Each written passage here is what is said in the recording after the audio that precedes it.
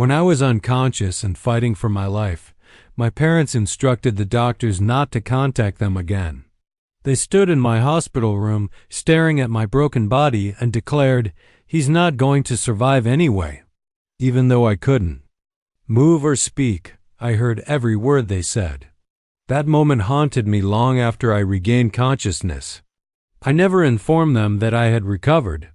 I didn't send a message, make a call, or ask for an explanation. 5 years went by. Then, one evening, they entered a charity event for families on the verge of losing their homes. They looked exhausted, older, and desperate. They had no idea I would be the one speaking on stage. I stood there strong, alive, and successful, and finally spoke the words I had waited years to say. Not out of anger, but because they needed to hear them. I was the anonymous donor who had saved their home. I didn't grow up in a household where love was expressed openly.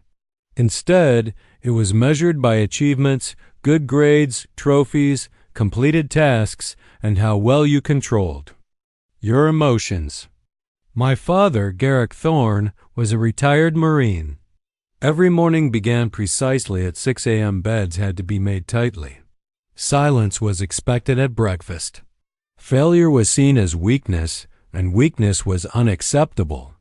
My mother, Pelra, was quieter, but no softer.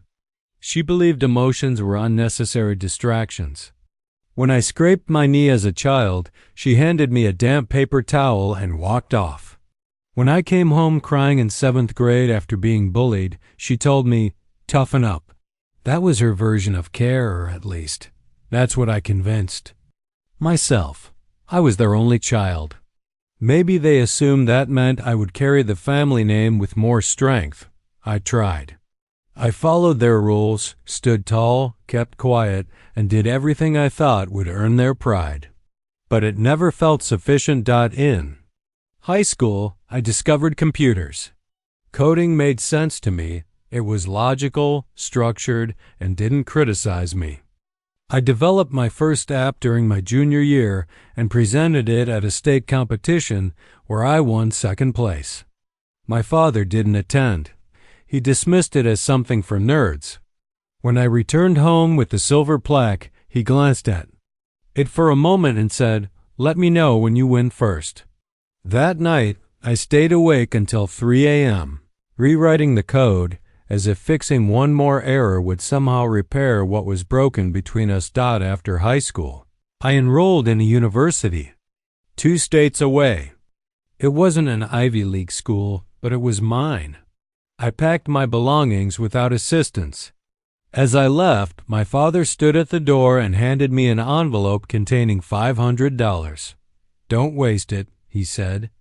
My mother simply nodded. That was the last time I saw them for 4 years. College was the first time I felt free. I didn't have to perform or brace myself before every conversation. I made friends.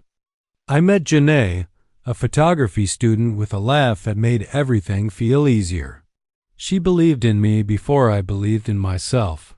I showed her the prototype of the startup I was building, and she smiled, saying, "You're going to change lives." With this, by my senior year, I was working full-time on the company. I had a small office, 3 interns, and just enough investor interest to believe I could make it work. It wasn't glamorous or a $1 million app, but it was mine. I rarely called home unless it was a holiday. They never reached out to me either. Maybe I should have cared more, but I had built something that felt like family, a community of friends, mentors, and people who wanted me to succeed without demanding I sacrifice myself to do it. Then came the night that changed everything. It was pouring rain. I had just left a networking event where, for the first time, a major investor shook my hand and said, "Let's talk funding." I called Janae excited, and we made plans to celebrate that weekend. On the drive home, I took the scenic route to clear my head. The roads were slick and visibility was poor, but I didn't think much of it. I was less than 10 minutes from my apartment when a truck ran a red light at full speed. It crashed into the driver's side of my car and sent me spinning into a pole. I don't remember the collision. One moment, I was singing along to the radio. The next, everything went black. What followed was a blur of sirens, twisted metal, and silence. I was in a coma for nearly 3 weeks. The doctors weren't sure if I would wake up. My skull was fractured, my spine damaged, and my body was broken in ways they weren't certain could be repaired. They contacted my parents. They came once. I later learned from a nurse named Devin that they stood by my bed for less than 10 minutes. When the doctor explained my condition, Garrick responded, "He won't make it anyway." He was never strong. Enough for this kind of fight. Illyra remained silent. They left and never returned. They didn't call or come back. But what they didn't know and what I would never forget was that I heard them. Somewhere, deep beneath the trauma and sedation, I heard my father say I wasn't strong enough to survive. I felt my mother turn away. And in that moment, I decided that if I ever woke up, I would never give them another chance to determine my value. Waking up from a coma wasn't like in the movies. There was no dramatic gasp or sudden clarity. I opened my eyes slowly, one at a time, into a room filled with dim light and quiet machines. I couldn't speak. My throat was raw from the breathing tube, my arms numb, and my legs unresponsive. A nurse leaned over me, startled but smiling. She pressed the call button and whispered, "Mason, you're awake." It took a week before I could speak clearly and another 2 before I could sit up on my own. Every second was painful. My body felt unfamiliar, heavy, and uncooperative, as if I were borrowing it rather than owning it. The doctors visited often. Amazed, they called it a miracle. I had fractured my spine, cracked my ribs, and suffered a severe concussion, yet I had survived. One of them, a younger doctor with kind eyes, said, "Someone was watching over you." But I knew no one had been. They're not my parents, not Janae, not anyone from the life I thought I had built. Only the nurses and doctors, who were paid to be there, remained. Devin was the exception. She was a trauma nurse, probably in her late 30s, with short curls and a soothing voice that made you feel safe. She worked the night shift and would sit beside my bed when she had time. One night I asked her, "Did my parents visit?" She looked at me, paused, and then said, "They came once." That was when she told me everything, how my father had spoken to the doctor as if I were already gone, how he had said I wasn't strong enough to recover, how my mother had said nothing at all, and how they had left without returning. No follow-up. Calls, no check-ins, just silence. I stared at the ceiling, feeling something inside me fracture. It wasn't anger yet. It was something colder, emptier, a confirmation of what I had always suspected. I was alone. As the weeks passed, the pain became routine. Physical therapy began, along with the realization that I might never walk normally again. I had to relearn how to stand, how to balance, and how to take a single step without collapsing. There were moments when I wanted to give up, times when I cried alone in the bathroom because I couldn't lift my body from the chair. I didn't tell anyone I had survived. I didn't post online or call my parents. I didn't reach out to Janae. I instructed the hospital to mark me as restricted so no information would be released without my permission. Part of me hoped someone would try to find me, but no one did. The only person who remained consistent was Devin. She never treated me as if I were broken. One day, she wheeled me outside for sunlight and said, "You're not alone, Mason. You're just at the beginning of something most people never experience." I asked her, "Why do you keep sitting with me?" She smiled. "Because I know what it's like to survive when no one thought you would." Her words gave me something I hadn't felt since the accident. Not hope, exactly, but determination. When I was finally discharged, I had a long scar on my left side, a cane to help me walk, and a mountain of medical bills threatening to overwhelm me. I didn't return to the apartment I had shared with Janae. She had moved out months earlier, leaving a note with the landlord saying she couldn't do it anymore. So I moved into a small room behind a physical therapy clinic, paying for it with a modest disability check and what little savings I had left. I spent every free moment relearning how to code. My hands still worked, my mind still worked. And even if my body wasn't the same, I had something no one could take from me. I rebuilt my software from scratch. I didn't chase investors. Instead, I focused on creating a tool to help people track their rehabilitation goals. A few physical therapists I knew through Devon tried it and shared it with their patients. Within a year, I had hundreds of users. A few grants followed, then a contract with a major recovery center. Still, I said nothing to my parents. I didn't forgive them, nor did I rage at them. I simply let them fade into the silence they had chosen. They had made their decision in that hospital room, and now I was living mine. But one day, a headline on a local news site caught my attention. Veteran family faces eviction after foreclosure notice. The address was familiar Birch Hollow Drive. I clicked on it, and there they were, my father standing on the porch of the house I grew up in, my mother beside him, her hands clasped tightly. The article explained that they had fallen behind on payments, medical debt, poor investments, early retirement, no savings. I sat back in my chair, staring at the screen. My first thought wasn't joy or revenge. It was strange a memory of him looking down at me in that hospital bed saying, I wouldn't make it. Now they were the ones drowning. I closed my laptop and gazed out the window. Something inside me had shifted. This wasn't over. I didn't sleep much that night after reading the article. Seeing their faces again brought something sharp to the surface. They looked tired, smaller, as if life had finally humbled them in a way they had once tried to humble me. But it didn't feel satisfying. It just felt sad. The next morning, I reopened the article and read it carefully this time. They were a year behind on their mortgage. My father's VA benefits had been reduced due to paperwork issues. My mother had taken a part-time job at a laundromat. They had no one else to turn to. The article mentioned that they had applied for a community support program to try to keep their home.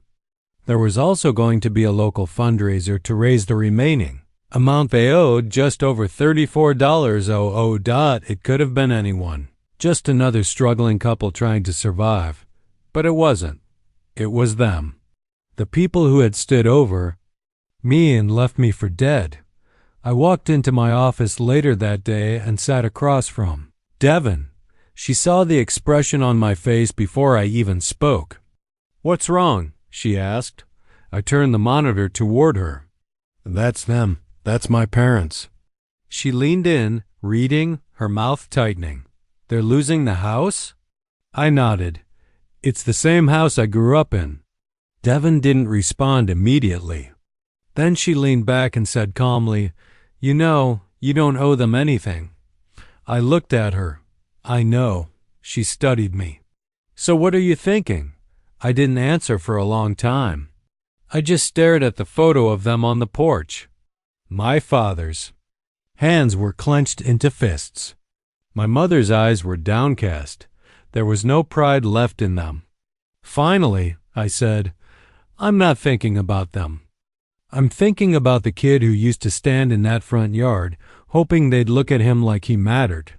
I think that kid deserves to see the man he became. Devon didn't try to talk me out of it. She never did. Instead, she leaned forward and said, Then let's make it happen. That week, we contacted the fundraiser organizers anonymously.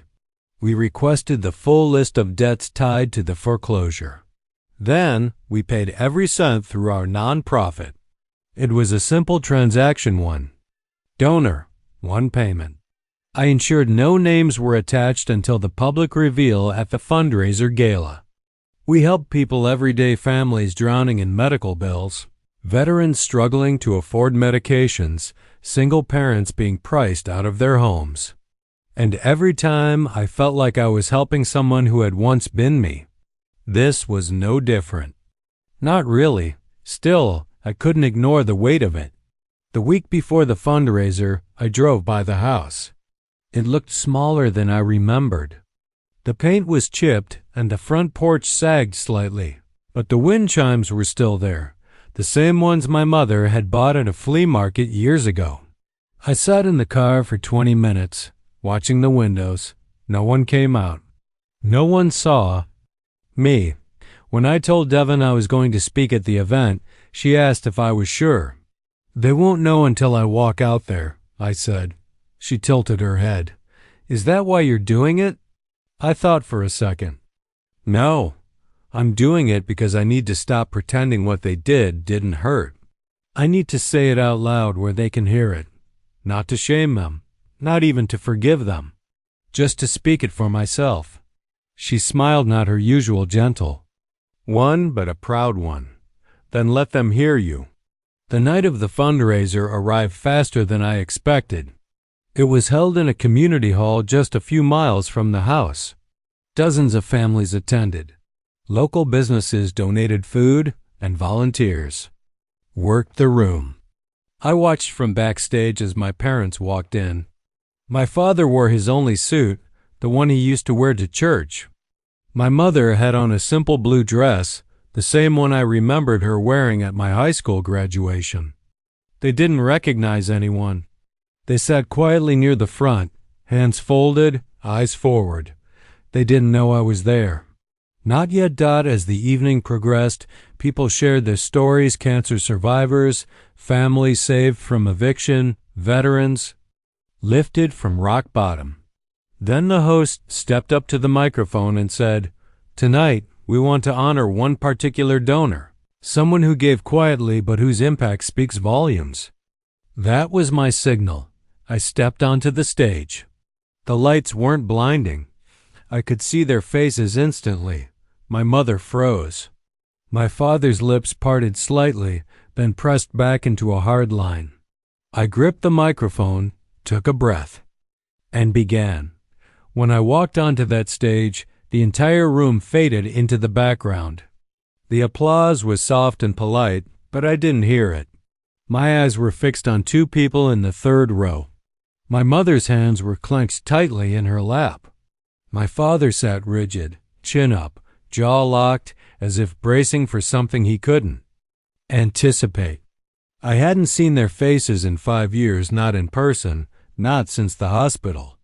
They didn't recognize me immediately. I had changed. I carried myself differently. I stood tall. I didn't limp anymore. I wasn't the son they had left in a coma. I was someone they had never truly known. I took the microphone and let a long breath settle in my chest before I spoke. "Good evening," I began. "My name is Mason Thorne. I'm the founder of Horizon Hearts, and I want to thank you all for being here tonight." I could see my father's eyes flicker. Recognition was dawning, but he wasn't sure if he believed it. My mother's mouth opened slightly, then closed. Her fingers gripped her purse as if it might keep her grounded. I continued, my voice steady. 5 years ago, I was in a car accident that nearly took my life. I was in a coma for 21 days. When I woke up, I had to relearn everything: how to talk, how to walk, how to trust myself again. I paused and scanned the room. People leaned in. Some nodded. A few faces I recognized from our recovery programs were already wiping away tears. I didn't have anyone by my side in that hospital room. No visitors, no calls, no support. And I carried that pain with me, not just the physical pain, but the pain of being abandoned. My father shifted in his seat. My mother stared at me as if she were seeing a ghost. I remember hearing someone say I wouldn't make it, that I wasn't strong enough to survive.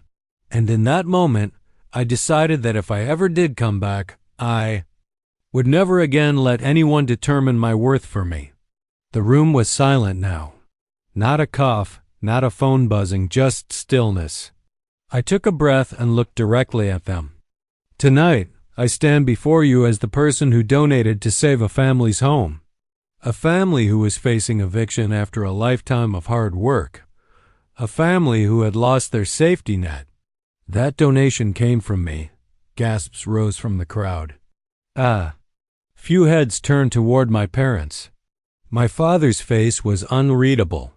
My mother's eyes filled with tears, but she didn't blink. I gave because I remember what it felt like to be alone, to feel like no one was coming. I gave because I know what it's like to be left behind. And I gave because I had the power to choose differently. I let those words linger in the air. Not out of vengeance, not to humiliate them, but to speak the truth. I didn't do it to make a point. I did it because healing isn't about forgetting. It's about becoming someone who no longer carries that weight. I looked at my mother again. Her hands trembled. I grew up in a house where strength meant silence and love came with conditions. But what I learned during those years of recovery is that true strength comes from vulnerability. It comes from standing up even when no one applauds you, from walking alone when everyone else walks away. I stepped back from the mic for a moment, letting my words sink in. People stood and clapped, not just polite applause this time, but genuine rising gratitude. I didn't look back at my parents as I left the stage. I didn't need to. Backstage, Devon was waiting for me. She pulled me into a quiet corner and asked, "Are you okay?" I nodded. My chest was tight, but not with pain, with release. I said what I needed to say, I told her. She looked over my shoulder toward the crowd. She's coming. I turned too. See my mother walking toward me slowly, her steps uncertain. Her hands clasped in front of her as if afraid they'd shake too much if she let them go. When she reached me, she seemed smaller than I remembered. She opened her mouth, searching. 4 words. "Mason," she whispered. I held up a hand. "You don't have to say anything." Tears filled her eyes, but she nodded. "I'm sorry," she whispered. I met her gaze. "I know." She stepped back. My father never approached. He watched from a distance, arms crossed, unmoving. He looked at me. Once, then away. I didn't expect more. I didn't need it. That moment wasn't for them. It was for me. It was for the boy who had waited for them in the hospital. The boy who had spent years trying to be enough. The man who finally realized he already was. After the fundraiser, I didn't stay long. I shook hands, thanked the organizers, and posed for photos with families who had received help from our nonprofit. But inside, I felt a quiet peace I hadn't known in years. I had spoken my truth not for revenge, not to humiliate anyone, but to finally step out of the shadow of people who had once made me feel invisible. As I walked out of the building into the cool night air, Devon joined me. She didn't say anything at first. She just walked beside me. Then she broke the silence. "Do you feel lighter?" I thought about it.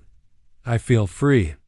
We got into the car, and as we drove away, I looked back one last time. My mother was standing, alone on the steps of the community hall, holding her coat closed with both hands. My father had already walked away. She didn't chase after him. A few days later, I received a letter handwritten, folded inside a plain envelope with no return address. I opened it and immediately recognized her handwriting. "Mason, I know I don't deserve a response. I don't even deserve for you to read this, but I needed to tell you that I heard everything you said that night. And for the first time in my life, I listened. I'm sorry I wasn't the mother you needed. I was scared. Your father was angry. We both failed you in ways I can't fix. But I want you to know that seeing you up there strong, proud, and full of purpose broke something in me. And maybe it needed to break. I don't expect anything from you. I just needed to say that I'm proud of the man you became. Even though I had nothing to do with it." I folded the letter and placed it in my desk drawer. I didn't write back. Not because I was angry, but because I had said what I needed to say. Anything more would have been for her, Not for me. I kept building. The nonprofit. We expanded our programs, partnered with new organizations, and reached more families. Every time I saw someone walk through our doors seeking help, I remembered what it felt like to be forgotten. And every time we helped them, I reclaimed another piece of myself. Some people think forgiveness means reconciliation. That's not always true. Forgiveness can mean choosing peace over bitterness. It can mean letting someone go without allowing them to break you again. That's the path I chose. I didn't save my parents' home to get back at them. I didn't do it so they'd. Oh me, I did it because I had become someone I was proud of.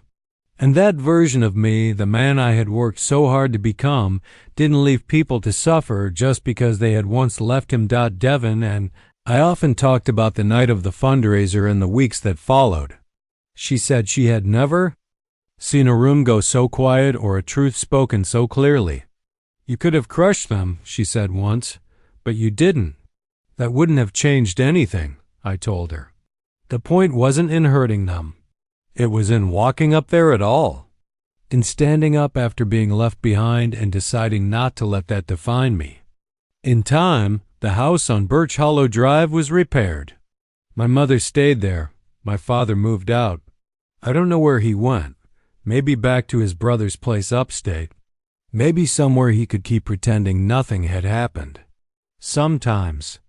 I wondered if he regretted the hospital visit, if he replayed those words in his head the way I used to, but I never heard from him. And I didn't need to. Years passed and our nonprofit grew into a national initiative. We were featured on morning shows.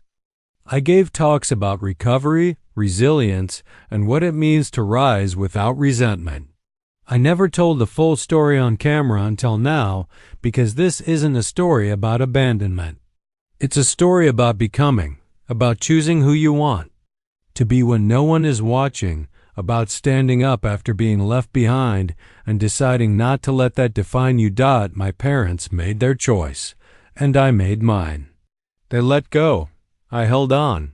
They walked away. I stood tall.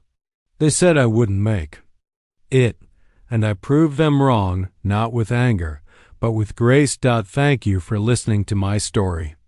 If it resonated with you, if it made you feel seen or reminded you of your own strength, please like the video so more people can find it. Share it with someone who needs to hear that healing is possible. And if you want to hear more real stories about resilience, growth, and the truths people carry in silence, subscribe to the channel and hit the notification bell so you don't miss the next one. And finally, I'd love to hear from you in the comments. Have you ever had to let go of someone to find yourself again? Your words might help someone else feel less alone. Until next time, be kind to yourself. Even when others weren't, you deserve that.